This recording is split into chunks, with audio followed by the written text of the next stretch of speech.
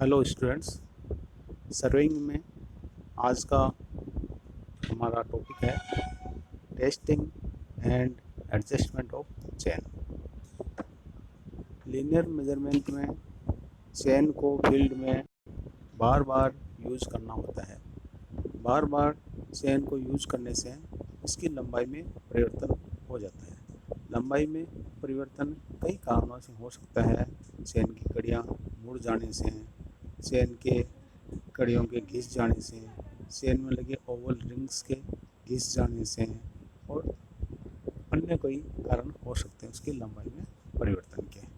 तो इस लंबाई में परिवर्तन हो जाने के कारण इस चेन द्वारा नापी गई सभी दूरियां अशुद्ध होती हैं, इनकरेक्ट होती हैं। अतः सभी दूरियां इनकरेक्ट नहीं हो, चेन द्वारा मापे गए सब माप अशुद्ध नहीं हो, इसके लिए समय समय पर फील्ड में काम करते हुए बीच बीच में चेन के माप को देख लेना चाहिए, चेक कर लेना चाहिए और चेक करके ये पता कर लेना चाहिए कि चेन की लंबाई में कितना परिवर्तन हुआ। चेन यदि अपनी लंबाई से, निर्दिष्ट लंबाई से छोटी हो गई है तो उसको बराबर करने के कई तरीके होते हैं, वो तरीके अपनाना चाहिए। और यदि अपने निर्दिष्ट लंबाई से वो लंबी हो गई, बड़ी हो गई है, तो भी उसकी लंबाई को सही करने के कई तरीके हैं, जो कि आज हम यहाँ देखेंगे इस चैप्टर में, इस टॉपिक में। तो during continuous use, the length of a chain gets altered. Its length is shortened simply due to the bending of links. Links के मुड़ जाने की वजह से इसकी लंबाई में कमी आ जाती है। Its length is elongated either due to stretching of the links and joints and opening out of the small rings or due to wear of bearing surface. इसकी लंबाई बढ़ जाने के कारण हो सकते हैं कि इसकी लिंक्स और जॉइंट्स है वो खिंच जाते हैं, या जो छोटे छोटे रिंग्स लगे होते हैं कि लिंक्स को जोड़ने के लिए, वो रिंग्स के मुंह है वो खुल जाता है, या वो रिंग्स है उनमें घिसाव आ जाता है, जिसकी वजह से उसकी संपूर्ण लंबाई में वृद्धि हो जाती है। For accurate work it is necessary to test the chain time to time. Field में समय समय पे काम करते करते चेन की लंबाई है वो टेस्ट कर लेना चाहिए, जिससे समय समय पर टेस्ट करने से हमें ये पता चलता रहे कि इसकी लंबाई में कितना परिवर्तन हुआ है। अन्यथा पूरा काम करने के बाद ये पता चले कि चेन की लंबाई तो अपनी निर्दिष्ट लंबाई से कम या ज़्यादा है, तो पूरा किया हुआ काम है उसमें अपने को पूरे काम में करेक्शन लगाना, उसकी लंबाई में करेक्शन लगाना थोड़ा मुश्किल हो जाता है, इसलिए बीच बीच में उसको टेस्ट कर लेना चाहिए। The chain can be thus tested by a steel tape or by a standard chain। किसी स्टील टेप से या कोई स्टैंडर्ड चेन जिसकी लंबाई बिल्कुल एक्यूरेट है, उससे उस चेन को टेस्ट कर लेना चाहिए। Sometimes it is convenient to have a permanent test gauge established where the chain is tested. कभी कभी एक परमानेंट टेस्ट गेज बना लिया जाता है, जिसके ऊपर लाके चेन को बिछा सीधा करके रखते हैं, तो उसकी लंबाई में कहाँ कितना परिवर्तन हुआ उस टेस्ट गेज पर रखने के बाद हमें पता चल जाता है।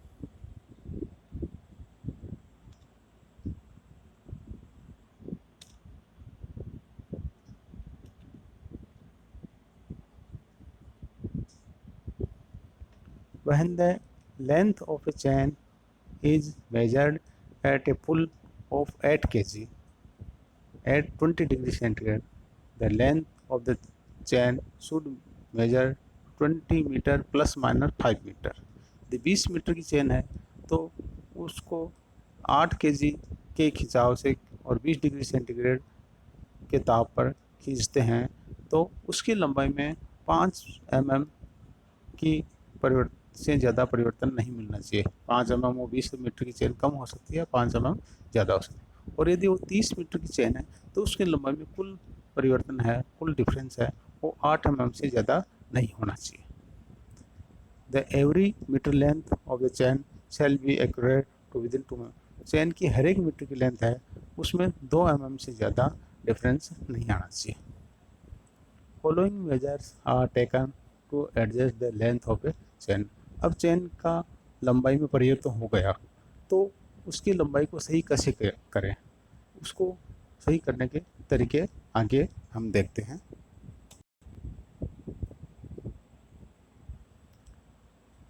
If chain is found to be too long, यदि चेन अपनी निर्दिष्ट लंबाई, अपनी डेजिग्नेटेड लेंथ भी पाई जाती है, टेस्ट गेज पे रखने के बाद पता चलता है कि इसकी हैंडल पे लिखे हुए जो नाप है उससे इसकी लंबाई ज़्यादा आ रही है, तो हम उसको कैसे एडजस्ट करें। It can be adjusted by closing up the joints of the rings if found to be open. छोटे छोटे जो लिंक्स को जोड़ने के लिए काम में ले गए उनका मुंह कई बार खुल जाता है, खींचने से, चेन को खींचने से उनका मुंह खुल जाता है, तो उनका मुंह खुल जाने की वजह से भी चेन की लंबाई में वृद्धि हो जाती है। तो सभी छोटे छोटे जो रिंग्स हैं उनका जो है तो उनको वापस बंद करना चाहिए। रीशेपिंग द इलोंगेटेड रिंग, कई बार रिंग जो गोल रिंग है, सर्कुलर है, उनकी शेप है वो सर्कुलर न होके ओवल, उनकी शेप सर्कुलर न इलोंगेटेड हो जाती है, तो परफेक्ट सर्कुलर नहीं होती है, तो उनको वापस सर्कुलर बनाया जाता है।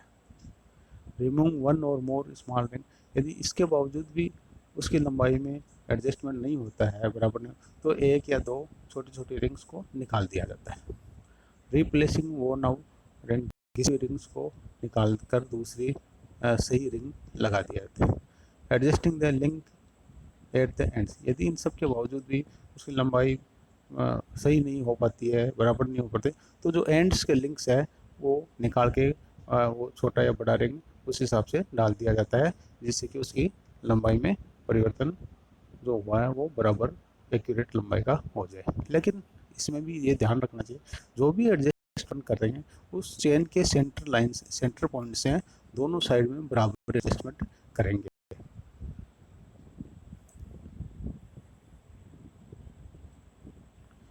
इसके बाद यदि chain, if the chain found to be too short, यदि चेन अपनी निर्दिष्ट लंबाई डेजिग्नेटेड लेंथ से छोटी पाई जाती है तो क्या करें।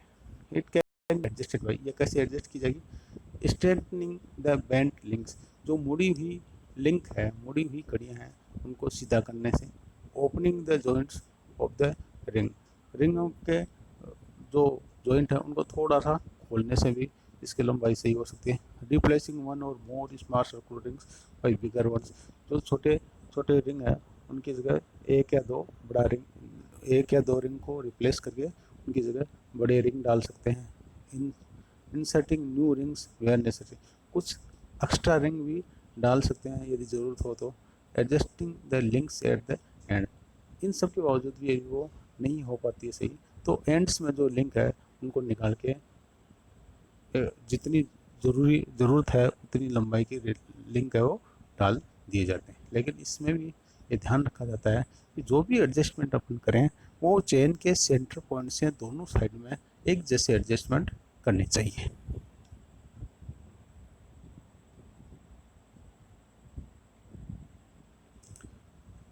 आगे testing and adjustment of chain का डायग्राम बताया हुआ है।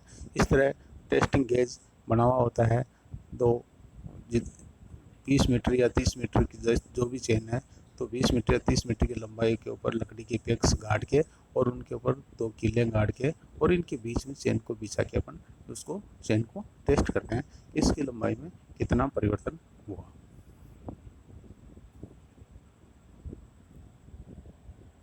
इसके बाद आगे बताया हुआ कि फील्ड में या लोहे में परमानेंट टेस्ट गेज की व्यवस्था की होती है और उसके ऊपर ला के चेन को किस तरह से अपन चेक करते हैं। तो इस तरह से 0 पॉइंट, 10 मीटर का पॉइंट, 20 मीटर का पॉइंट, 30 मीटर का पॉइंट, ये 20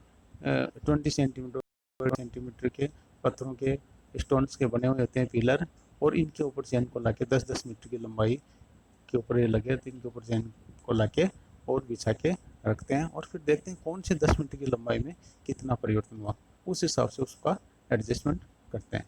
तो ये लेबोरेटरी में टेस्ट गेज बना रहता है।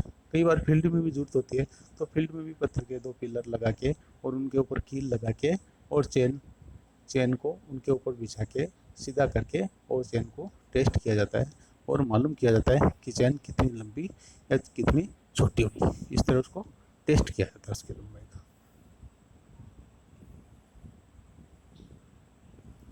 अब देखते हैं कि error due to incorrect length of the चैन।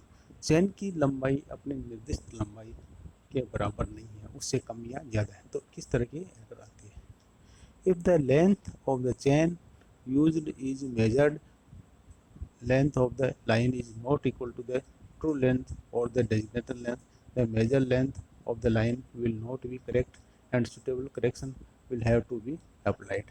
यदि चैन अपनी निर्दिष्ट लंबाई के बराबर नहीं है तो जिस भी लाइन की लंबाई उस चैन के द्वारा हम नापेंगे तो वो लाइन की लंबाई सही नहीं आएगी, वो करेक्ट नहीं आएगी, तो उसमें उसको करेक्ट करने के लिए कोई ना कोई करेक्शन अप्लाई करना पड़ेगा।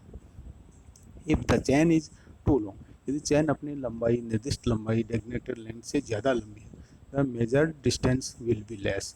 ये ध्यान देने की बात है कि चैन यदि अपनी डेजिग्नेटेड लेंथ यानी जितनी लंबाई की जितनी लंबी चैन बनी हुई है, जैसे उसके हैंडल पे लिखा हुआ 30 मीटर, तो 30 मीटर वो उसकी डेजिग्नेटेड लेंथ है। यदि यह चैन 20 मीटर की है तो उसके हैंडल पे लिखा होगा 20 मीटर, तो 20 मीटर उसकी डेजिग्नेटेड होगी। तो यदि वो अपनी निर्दिष्ट यानी डेजिग्नेटेड लेंथ से लंबी है, फील्ड में काम करते करते उसकी लंबाई यदि बढ़ गई है तो उसके द्वारा नापी की जितनी भी दूरियां होती हैं वो कम होती है, छोटी होती हैं। The error will therefore be negative, और इस तरह वो एरर है वो नेगेटिव आएगी। एंड जो करेक्शन अप्लाई किया जाएगा वो पॉजिटिव किया जाएगा, क्योंकि उसके द्वारा नापी गई सभी दूरियां वो कम बताएगी, इसलिए उसको उन दूरियों को करेक्ट करने के लिए करेक्शन है वो पॉजिटिव लगाना होता है। If the chain is too short, यदि काम करते करते चैन की निर्दिष्ट लंबाई छोटी हो गई है, the measured distance will be more, तो उस चैन से जो भी डिस्टेंस अपन नापेंगे वो चैन उन सभी डिस्टेंसों को अपनी एक्चुअल डिस्टेंस से ज़्यादा बताएगी। The error will be positive, और इस तरह एरर है वो पॉजिटिव होगा, और उस लंबाई को सही करने के लिए जो करेक्शन लगाना होगा वो करेक्शन नेगेटिव लगेगा।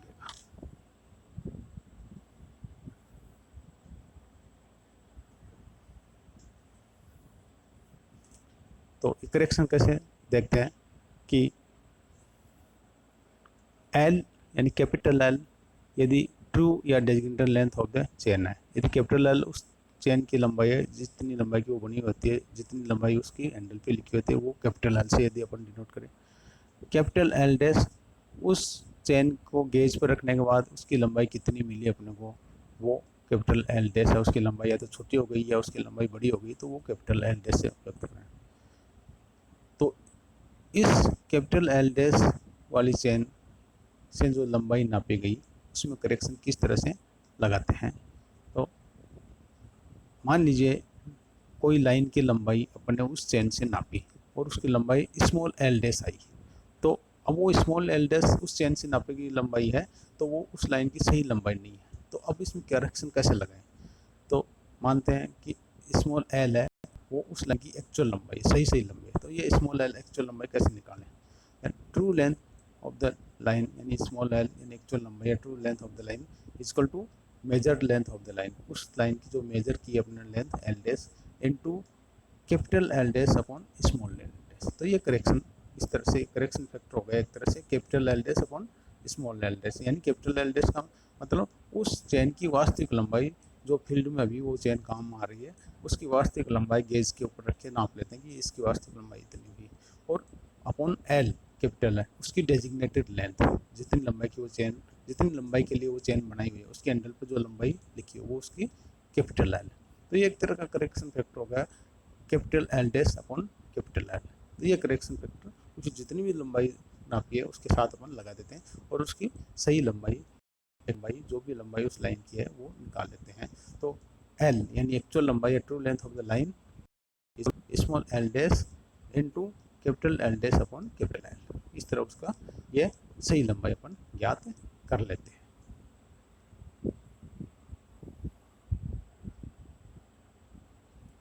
यदि अपन ने उस चेन से एरिया निकाला है, उस चेन से नाप के एरिया निकाला है, तो उस एरिया में करेक्शन कैसे लगाते हैं ये भी बहुत सिंपल है। यदि ए डैश है वो मेजर्ड एरिया उस चेन से जिस चेन की लंबाई कम या अधिक है, उस चेन की लंबाई काम करते करते घट गई या बढ़ गई है, उससे जो भी अपन ने एरिया नापा उसका मान ए डैश है। और ए एक्चुअल या ट्रू एरिया है। तो ट्रू एरिया कैसे निकालेंगे कि जो मेजर्ड एरिया है A dash into L dash upon L का होल स्क्वायर। इस तरह मेजर्ड एरिया निकाल कैलकुलेट करेंगे। यदि उस चेन से नाप करके अपने वॉल्यूम निकाला है तो उस वॉल्यूम में करेक्शन कैसे लगाते हैं। यदि वी डैश है मेजर्ड या कंप्यूटेड वॉल्यूम है, उस चेन से जो भी लंबाई नापी गई है और जो भी हाइट या डेप्थ नापी गई है, उनसे जो वॉल्यूम निकाला अपन ने वो वी डैश है और वी उसका सही वॉल्यूम है। तो ट्रू वॉल्यूम यानी वी कैसे निकालेंगे, जो भी मेजर वॉल्यूम है उस अशुद्ध चेन से नापे गए जो भी मेजर वॉल्यूम है वो into capital L dash upon L का होल क्यूब। तो इस तरह से उसके वॉल्यूम करेक्ट वॉल्यूम अपन कैलकुलेट कर सकते हैं। चेन की लंबाई करेक्ट नहीं है, उसकी वजह से जो भी अपन ने फील्ड में मेजरमेंट लिया या जिस भी लाइन की लंबाई नापी, उस लाइन की लंबाई में करेक्शन कैसे लगाएं। तो लाइनों की लंबाई नापने के बाद उस चेन को गेज पे रखे देखते हैं कि वो चेन, पता करते हैं कि वो चेन कितनी छोटी या बड़ी है। उसके बाद उन लाइनों की लंबाई में करेक्शन लगाते हैं। इसके लिए अपन एक छोटा सा न्यूमेरिकल लेके देखते हैं जिससे ये सब स्पष्ट हो जाएगा इस न्यूमेरिकल से। The length of a line measured with a 20 meter chain was found to be 250 metre. एक 20 मीटर लंबाई की चेन, एक चेन जिसके हैंडल पे 20 मीटर लिखा हुआ है, उस 20 मीटर लंबाई की चेन से एक लाइन जिसकी लंबाई है वो 250 मीटर है, उस लाइन की लंबाई को उस चेन द्वारा नापा गया। Calculate the true length of the line if the chain was 10 centimetre too लो। अब उस चेन से उस लाइन की लंबाई नापी गई और नापने के बाद हमें यह पता चला कि वो चेन है वो 10 सेंटीमीटर लंबी थी, यानी अपनी 20 मीटर की चेन होनी चाहिए, वो 20 मीटर ना होकर थोड़ी बड़ी थी, 10 सेंटीमीटर बड़ी थी। तो अब हमें यह बताना है कि उन दोनों बिंदुओं के बीच में, इस चेन ने 250 मीटर लंबाई बताई है, तो उन दोनों बिंदुओं के बीच में वास्तविक लंबाई कितनी है। इस चेन द्वारा तो वो लंबाई 250 मीटर बता दी उसने। तो इसको कैसे अपन फाइंड आउट करेंगे। Incorrect length of the chain, chain की अशुद्ध लंबाई कितनी है। 20 मीटर तो उस चेन के हैंडल पे लिखा हुआ है, लेकिन नाप उस चेन को टेस्ट करने के बाद गेज पे रखने के बाद पता चला कि 10 सेंटीमीटर ज़्यादा लंबी है। तो उसकी इनकरेक्ट लेंथ है 20 प्लस 10 सेंटीमीटर इंटू, इसका मतलब 20 मीटर प्लस 0.1 मीटर, 20.10 मीटर उस चेन की इनकरेक्ट लेंथ हो गई। मेजर लेंथ, उस चेन से अपने कितनी दूरी नापी।